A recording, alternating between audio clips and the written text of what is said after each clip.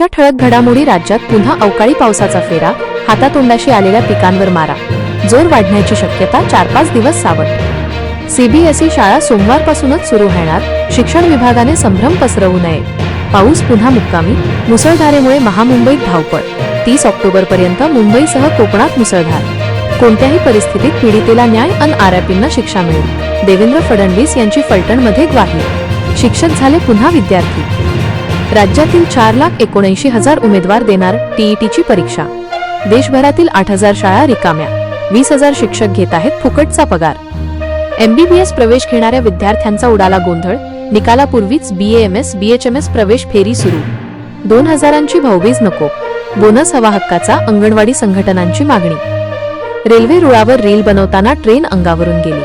जळगाव जिल्ह्यातील 2 तरुणांचा दुर्दैवी मृत्यू. सातारा मिनी काश्मीर तापोळा पर्यटकांनी गजबजले. दिवाळी हंगामाची उत्साहात सुरुवात. गृहनिर्माण सोसायट्यांना पुनर्विकासास पूर्ण मुभा. कोर्टाच्या निर्णयामुळे संभ्रम दूर, जुने परिपत्रक मागे घेण्याचे आदेश. अखेर सोमेश्वर कारखाना दुकानदार वाद मिटला.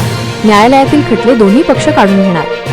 आजी आमदार माजी मंत्र्यांसह 16 जणांची पक्षातून हकालपट्टी. नितीश कुमारांचा तडाखा.